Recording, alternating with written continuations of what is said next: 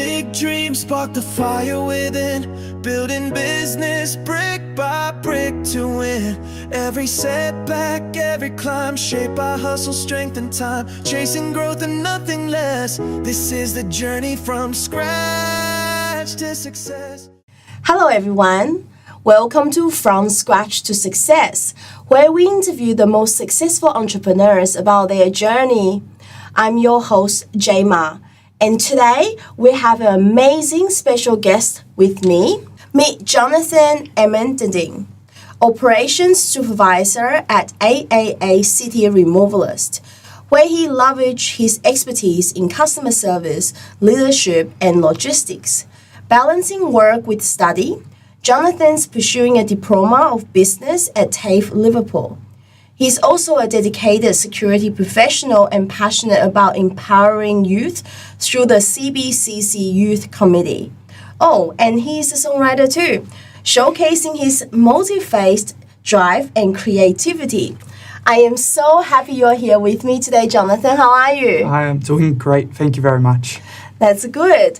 So let's begin. Tell me, how did everything start? What's the origin story?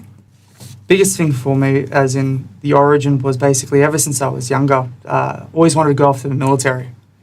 Now, I was a overweight kid, struggled socially, had a lot of difficulties. Now, of course, financial side of things, thank God I was doing very well on that side of things. However, obviously, milestone after milestone after milestone was what driven me. And after I started reaching different milestones, getting higher, whether it be through my physical health, whether it be through my education, whether it be through my career, I realised that, I can do a lot more greater things. And I sort of transcended from, what's my career, what do I specifically want to do, to now what other new opportunities I have in front of me. How much more can I open up? And I guess that inspiration is through that sort of childlike faith, that through God, through hard work, through patience, that I'm able to, reach plentiful different and new areas, new industries, new accomplishments. And that's my biggest drive. That's amazing. So it's always good to have faith in God, and, he does magical things that we can, beyond imagination. I just want to dive in a little bit deep about how you said you were facing some challenges with your weight, and, was it self-doubt, and how did you overcome all of that? I guess first things first is, ever since I was young, my sister always loved to do diets, and me being the younger kid that loved and followed in my sister's footsteps, that, it just started out, I tagged along with diets, but every single time I'd start, I was breaking, I was stress eating, I was this, I was that. Eventually what ended up happening is I went off, did the medical, and they said, look, Johnathan, you need to drop 20 kilos at the bare minimum, 16 kilos to be exact. I said, okay, done deal. That very day I said, I'm fasting. I know this was the exact response I was going to get. And from that day, 2.5, 3 months later, 20 kilos were dropped. And I guess sometimes it's that little bit of a kick that you get that obviously pushes you past those limits. And that's specifically with my physical health.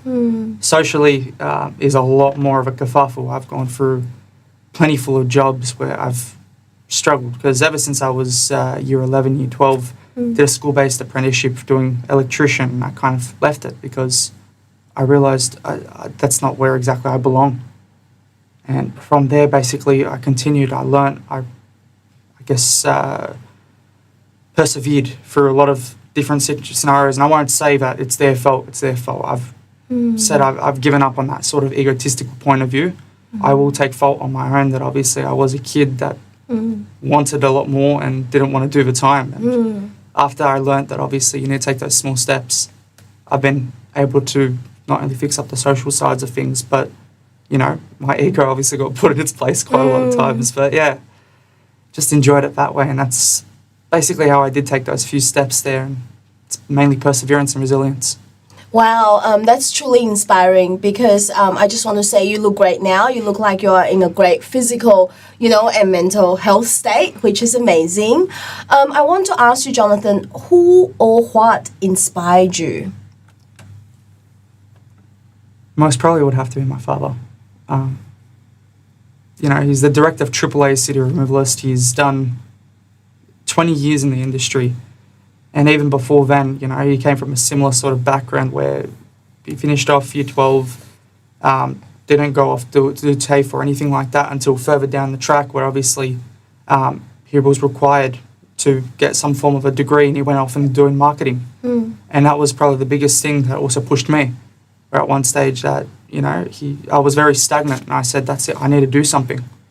What's something that I'm doing right now that basically I can continue on? And through marketing, through business, I basically continued down that diploma track, and obviously he's helped me out a lot in regards to not just financially. Obviously he's provided me with a job experience, but he's also provided me with pathways, opportunities, connections, relationships. And, if it wasn't for him, I would probably not be having this meeting as well. Yeah. So I do thank him from the bottom of my heart. Yeah, wow, that's truly beautiful. And I have met your dad. I've interviewed him a few times at different events, and he truly is such a wise, and you can just see his leadership, the way he presents himself and the way he talks. So shout out to Dad. Now, that's it. So I want to ask you, can you tell me, Johnathan, like a crucial turning point throughout your journey? It would have to be going back to that military. After I finally dropped those 20 kilos, I went over, I said, I finally hit my mark. And the thing is, I initially wanted to go off to the Air Force, purely because of the fact that I was overweight, had lesser requirements. There was it was much more easier to go through there. And I realized, what am I doing? I've said I've always wanted to go off to the army more so. And instead, what I did was basically say, hey, I've reached a new level in my fitness. Then from there, I went to I started saying, you know what, let me look at careers in the army. My education, due to the school-based apprenticeship, I just barely was able to get through the whole year 12 sort of scenario. Just barely made it out with my HSC, and even then with not the best grades. That's kind of the main reason why I'm doing the Diploma of Business, because it's my only real pathway going off into university. And I guess from there, I took that next step and I said, you know what? Let me hold off. What if I've made it this far? I've only got till November. I can reapply. After that 2-year duration, I can reapply, redo everything. Not only because I applied when I was 17. I was a much less mature person back then compared to what I am now.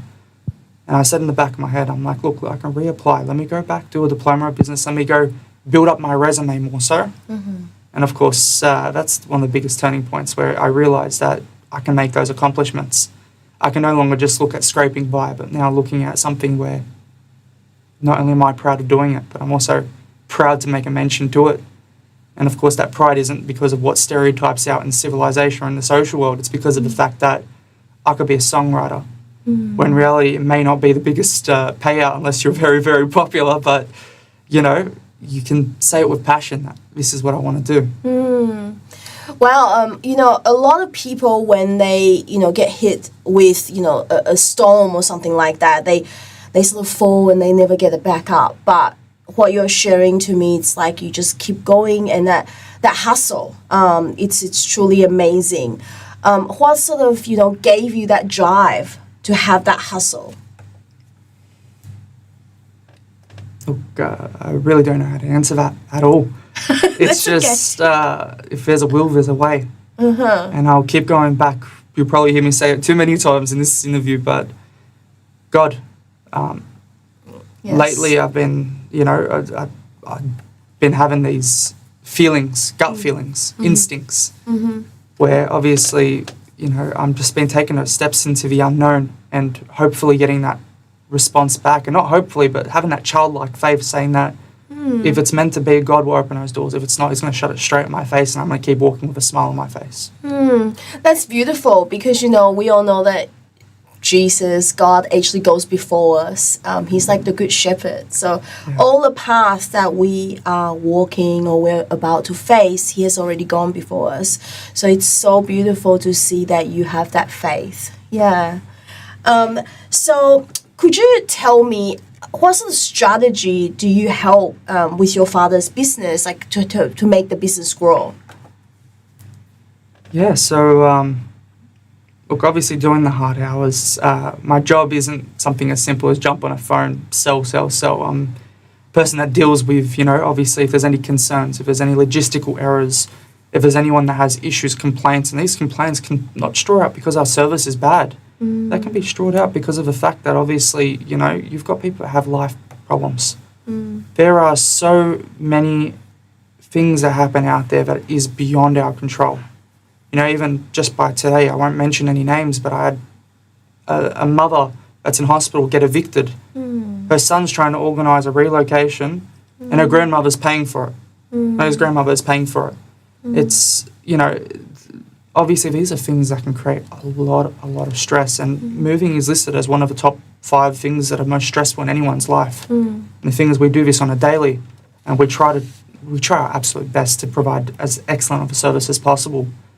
And going back to what the main question is basically, it is very difficult to do so. However, as long as you're able to go on with a smile on your face, because your job at the end of the day is giving some form of not assurance, but allowing them to feel some form of a comfort, some form of a safety.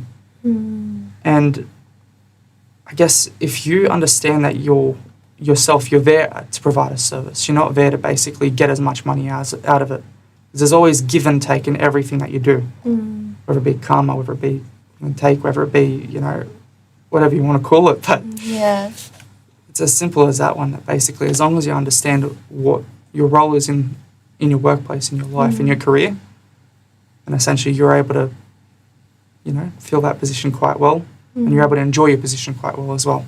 Yeah, well, that's truly beautiful. I think that from talking to you, I can really feel like how much you care.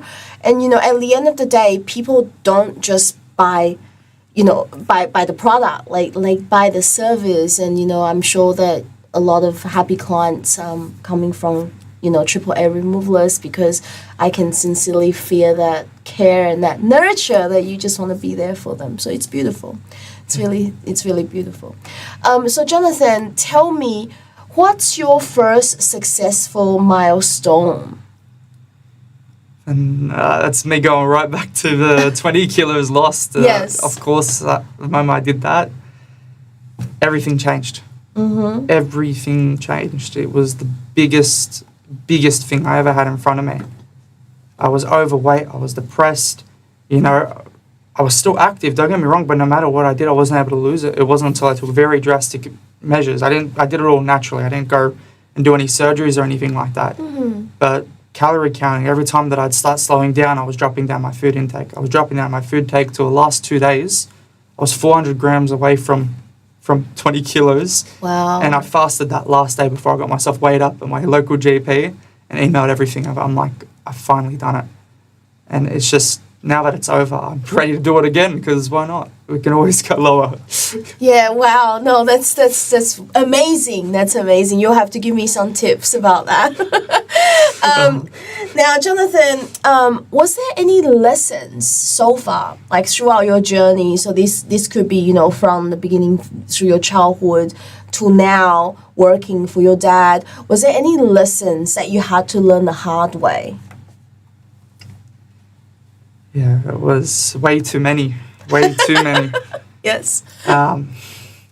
Look, I guess the biggest one that I would have had to face is the fact that, if you're walking into every place, you're not walking in straight away as the head. You're not the owner, you're not the director. Even in my family's company, I started from ground zero. Now, I got fast-tracked because I was growing up in and around in the company, but doesn't mean I didn't do the long and hard yards. Just to get the respect of the removalists that work out, it took a very, very long time. But the thing is, they realise what you would do for them and vice versa. They replicate. So obviously that give and take is always the biggest thing. And that karma, if you're willing to give good energy, you're going to receive that good energy, and vice versa. Negative energy, you're going to receive that negative energy. So I guess that's the biggest thing. And although it's something as simple as what karma is. However, at the same time, actually doing, because sometimes karma can mean that you're going against every fibre of what the stereotype says, or what the social gathering or the peer pressure says. and you've got to be able to pave that own road. And at the same time, obviously not being gullible enough to saying, I have such an honest heart, use me however you like. You've got to be able to set those boundaries, which is another major thing. Everyone used to tell me I had such a good heart, and I'm not saying it out of ego or any sort of arrogance, but I was brought up, obviously, respect your elders no matter who they are. I gave that same respect to the people that were around me that deserved none of it. And because of that one, I was basically thrown under the bus so many times and still walked back with a smile on my face. And it was just stubbornness. It wasn't out of kindness, it was stubbornness. So obviously that differentiation of realising who's actually deserves compared to who doesn't. And there's a difference. I don't mean don't respect your mother, don't respect your father. No matter what, they would have brought you into this world. Now, obviously, there are those few circumstances that are out there that people have gone through hell and back. However, obviously, if God has a destiny and God has a path that's laid out for you, there's a reason for that. And I believe that through that suffering, a lot of those people would have made it out or would have learnt something from it. They would have become better parents from it, vice versa. So that's one of my biggest lessons, and I apologise for going too dark or too drastic in that scenario, but you know, sometimes it's those extreme cases that are required to be said, because sometimes those extreme cases, you know, for example, talking about death is a very good way to put you back on track. We live here in a first world country, or people in a third world country, or in a second world country even.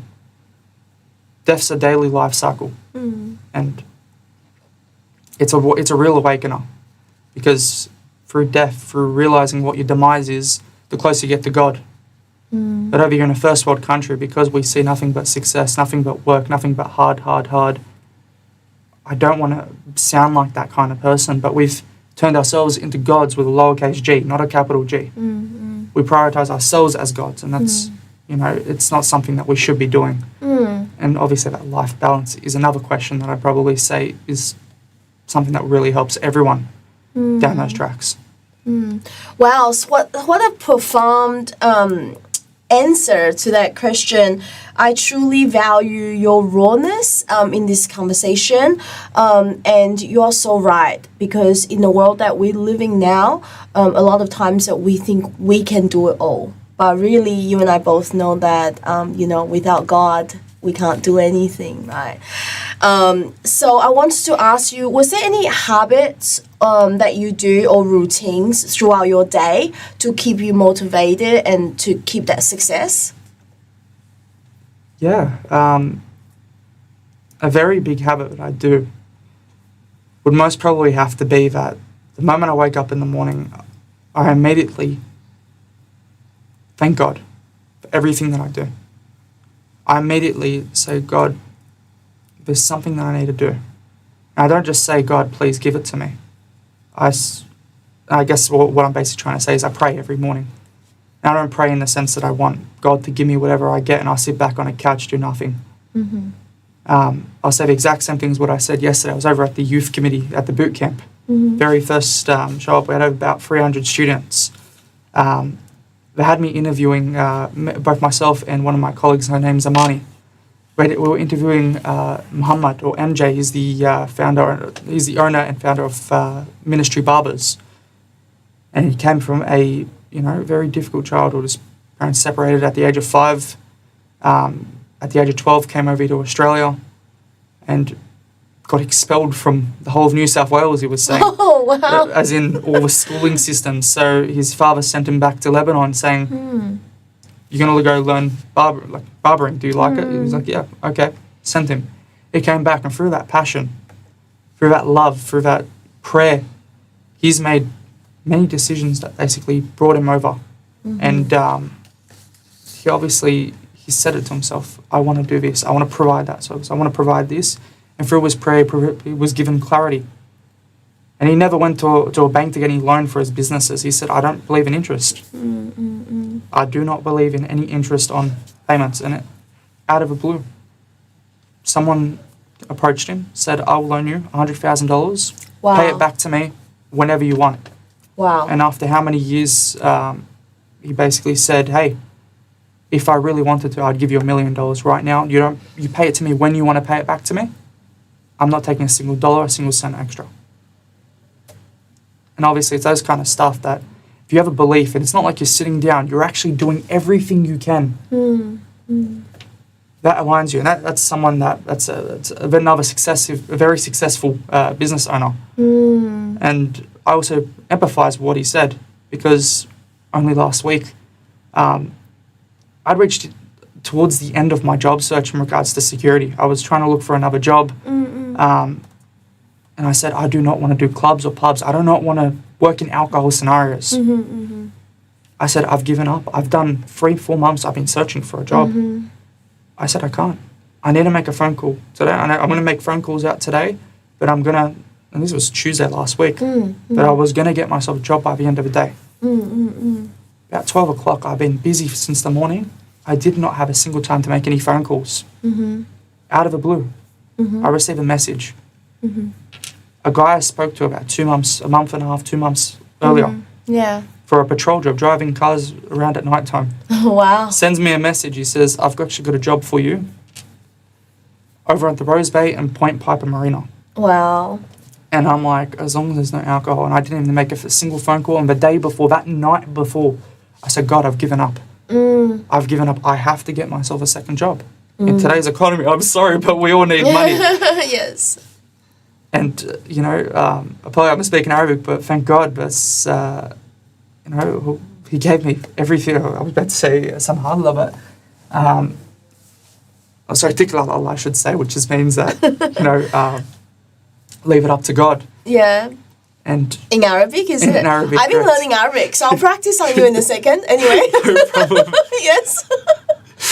But yeah, it's basically I just, through that faith, through those pathways, if it's meant to be, like I said, he'll open up those doors. If it's not, he'll close those doors on you.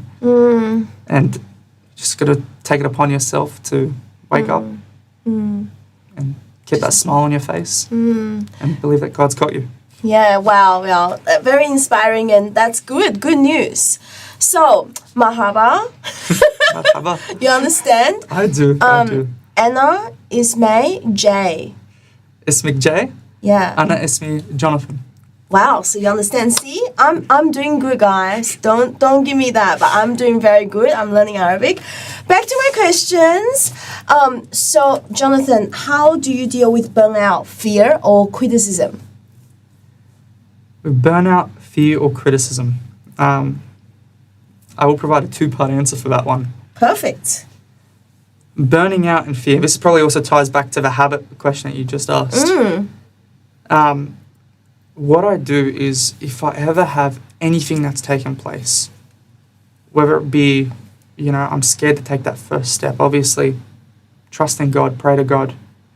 But on top of that one, if there's anything that, like, I'm done, I will allocate a certain amount of time, whether it be rest, whether it be think about it, whether it be pray about it, take that time off. I will allocate a certain time. However, once I pass that time, I have no more excuses that it's because of this I have to stop, or because of that, or because I'm scared, or because it's now I've made a decision, I've allocated that time. This is no longer an excuse. I just take that step forward now. I make that next decision. Now, of course, it differs from scenario, and that's the first part. The second part is a very big thing that I learnt when I was younger was, a lot of people love to exaggerate. Going back to my schooling days, I'm going to say a few things that, I was actively called almost on a daily basis. When someone says you're fat, you're ugly, you're a pig, you're an elephant, you're a hippo. Okay. They love to exaggerate. What's the underlying moral? You're saying I'm overweight. Okay. This is all I focus on. If I say what many people say, I'm overweight. Nothing can change that unless I make that step forward. However, if you're going to be calling me a fat pig, I won't let that come to heart. I take what's the underlying message. Whatever's the exaggerations, chuck it on the side, because that's the main thing. And that main thing doesn't mean it's always true. You take the essence of what needs to be taken, you apply what you need to apply, and whatever doesn't need to be applied, you throw that on the side. Because not everyone knows you personally. But of course you need to be open to that input, open to that criticism. If you can approach it that, if you're going to tell me I'm fat, I'm a pig, I'm an elephant, I'm I'm overweight. As simple as that. That's all I heard. I don't need to hear this extra stuff. You're just trying to diminish my self-esteem. That's right. Yeah. My confidence is can only be affected by me. My image can only be affected by me, not by anyone else. You can destroy my reputation, but at the same time, I'm still Johnathan Amaneddine. I can choose to rebuild, or I can choose to sulk and grow. Yeah. So that's something that I do with on a daily basis, where if there's anything that takes place, especially with complaints, when you got people who are very emotional, a lot of name calling. But at the same time, if you want to get black and white, my job's to be unbiased. What's the underlying factor? That's right. Are you having a financial issue? Are you having a family issue? And you just have no one else to turn to, you're coming back to me? And this isn't obviously every single case. I need to be able to sift through that one and be able to, of course, accommodate to that. Because the moment I tie up my emotions with all these extra exaggerations, I'm sorry, but I won't last very long in any job, in any role, if I can't be able to do that. So, of course, that's a very big thing that I say on a daily basis. Wow, Johnathan, you are really inspiring. Just listening to you, it's like, I know that you're going to do such great things, in the future. And you already are. So, and yeah, your family will be so proud of you. What does success mean to you? So, success can come in multiple ways. I don't have a single definition for it. I guess success for me would most probably be I'm happy. I'm happy with myself. I'm proud of myself. My family is proud of me. That's probably the biggest thing. And obviously, as I go along the line, or if I go further along my life, down that track, success is not only, it won't be changing, but exactly it will accommodate more things. Or success could mean that I have a family, I have beautiful children, a lovely wife that I can trust with my life. Further down the track, I've got a career that I actually enjoy, I want to pursue. I am learning, I am developing myself. Because when you're stagnant, I'm so sorry, but it's scientific. Why do you think a lot of people, when they start to retire, their health mainly starts to digress? It's because of the fact that you're not staying stimulated. Yeah. Your body's, unless you start adopting hobbies, start doing that kind of stuff, you can, of course, slow that down or even counteract these effects. And this is all purely scientific, not anything to do with religion or anything like that. So for me, obviously, that success is me remaining a cognitive and working cog in the system, I guess, because that's what we're born to be, essentially. Wow, thank you. So the next round is going to be a power round. So I'm going to ask you questions and you're going to answer in a sentence or a word. Are we ready? I am ready. Let's go. All right, a business book or podcast that changed your thinking? Miyamoto Musashi, The Book of Five Rings. It's a beautiful book about basically 5 elements is what it covers. And the key principles being earth, establishing a foundation. I'll do it very short, apologies. No, that's okay. Earth being a foundation, learning your own art, practicing. It's a samurai book, essentially, but it can also be applied into, it's a fighting book, I should say, martial artist. It can also be applied into business or in any section of your life. So earth, foundation, master your own art. You've also got water, which is adaptability, remaining flexible. So, of course, how, not Jackie Chan, what's his name? Bruce Lee? Bruce Lee, that's the one. Or be like water, because in that container where it might be stiff, be able to fluctuate with it. You've got fire, which is basically meaning master the art of fighting, strategy, being able to fight against an opponent, whether it be fighting as in physically, or whether it be also fighting as in verbally, because obviously we always talk before we have a fight. There's always negotiations. And as well as that one, within regards to wind, which is looking at other schools, other arts, because you confining to yourself, you basically shut yourself down. You shut yourself down from the beginning. But learning other arts, you're able to take from that, and you're also able to learn from them, counteract, or on top of that, adapt it into your own lifestyle. And last but not least, being the ether, which is looking at having a calm mind, or a form of emptiness, which allows you to, walk into the unknown and get insight, or vice versa, being able to make those decisions that without having that bias is what we call it more in the modern time, I guess. Wow, I need to get that book. Best advice you ever received? Best advice. Boundaries. Establish your boundaries with everyone. Okay. It's similar to that saying with keep your enemies close and keep your friends close and your enemies closer.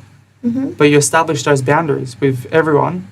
You're able to tell them and you're able to command those different scenarios. You're able to keep everyone at the distances that they're required to be. And you're able to keep relationships both, relationships, business as in business, life as in life, intimate as in intimate. So.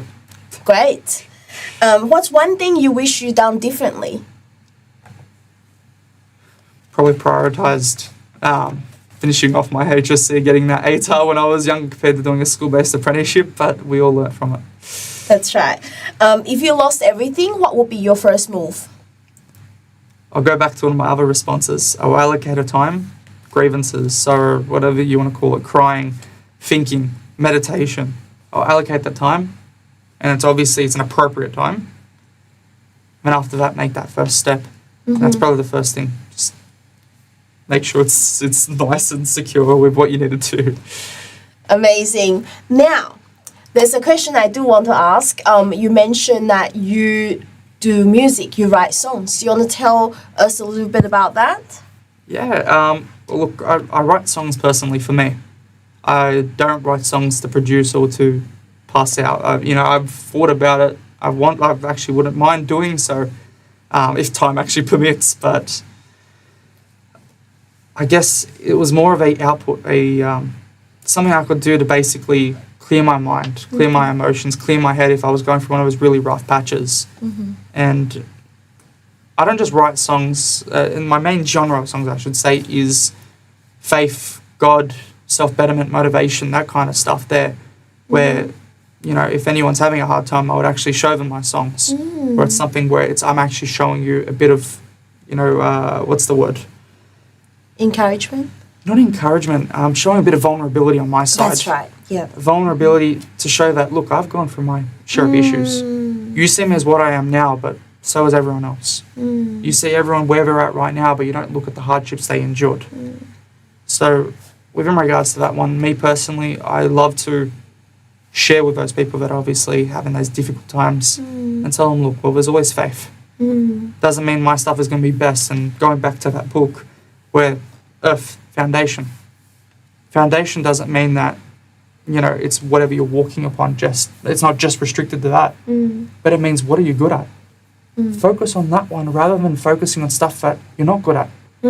Because I'll use the very common saying, if you judge a fish by its ability to climb a tree, I'm sorry, but we're not going to get anywhere with that one.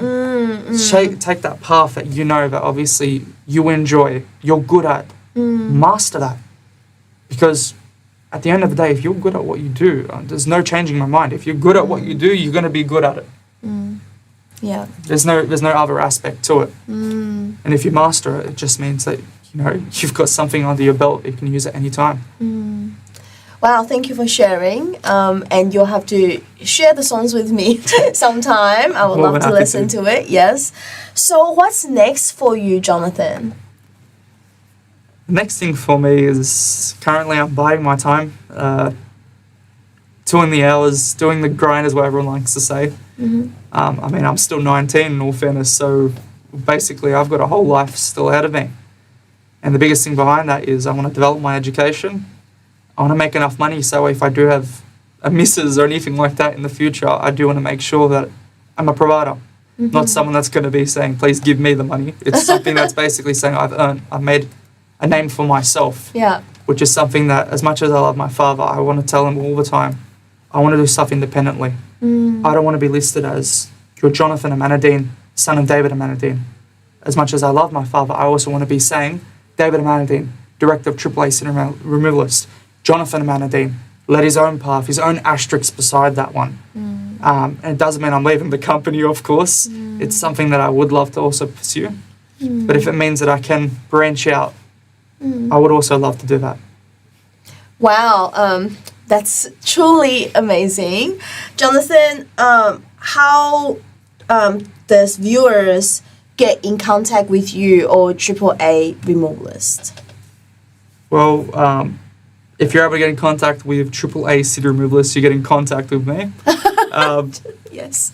If you want to call by phone number, it's 0297371111. That's 0297371111. That's our main office lines. You can connect to any one of our sales team. More than happy to help you on the service side of things. Of course, if you want to speak to me from the operations, more than happy to accommodate for any assistance that's required. On a personal level, if you want to speak to me, I guess feel free to... what would you say is probably the best way to reach out? I'll leave it with Gemma. I think maybe you can give them your email or something, right? Yeah, but... It may be difficult to spell, but... That's true. Well, what about this? If anyone wants to contact Jonathan, they can contact us and we'll give them your contacts. I am more than happy to agree with that one. Yeah? Of course. Okay. 100%. Yeah, or even if you want to tag it in the bottom of the video, I'm more than happy to do so. It's amaneddinejohn@gmail.com, but the spelling, I'll leave that with Gemma to be able to look after that. Yes, no, that's fine. So, my last very question for you, Jonathan, is what advice would you give someone if they have a dream or if they've got this idea and they're just starting out? What would you say to them? I would tell them, do it, but don't do it stupid, I guess. Excuse the French. Think about what you're doing. Think about the processes, the procedures. But of course, if you leave your current workplace, you leave your family, I'm sorry, but the world's going to continue on whether you're here or whether you're not. If it's meant to be, it's meant to be. You keep your trust in God. You create that plan. You're not just sitting there saying, please God, let it come to me. You're doing everything you possibly can. You're establishing contacts, creating a website. Whatever field you're doing, you're probably taking entrepreneurship classes, etc. Or entrepreneurial classes, whatever they're called. But of course, at the end of the day, as long as you are pushing towards that, or you know what you're doing, you've got it clear in your mind, you write down your affirmations. I'm sorry, but I don't see why it won't work. And if it's not meant to be, I don't see why another opportunity or another path won't present itself. Wonderful. It's great advice. Jonathan, I just want to say thank you so much for being here today and having this chat. I hope you've enjoyed yourself. I'm really happy that we have met. Same here. And it's been an absolute pleasure and a privilege, of course, me to meet you. And other than that one, I hope we can continue, of course, our conversation further on the private side of things where, we're able to get in contact. If there's any need of help, and I'm happy to help out any of the viewers or anyone in particular, if you guys have anyone that does also require any assistance, I'm happy to take the time out of my own day. I do also understand. I'm not trying to be ignorant. I am a 19-year-old kid. I'm still classified as a kid. No matter how you decide to sugarcoat or anything like that. I've done a few things in my life, and however I'm happy to help, I am happy to help and happy to assist. But of course, if there's something out of my abilities, I will let you know, and I'm happy to also pass you on to the right people. Great. Well, thank you. Well, guys, thank you so much for watching another episode of From Scratch to Success. I hope you guys feel inspired. I truly feel so inspired by this young entrepreneur, Jonathan, and I know that you guys are going to see great things from him. Again, my name is Jema. Make sure you follow our socials, and I will see you next time. God bless.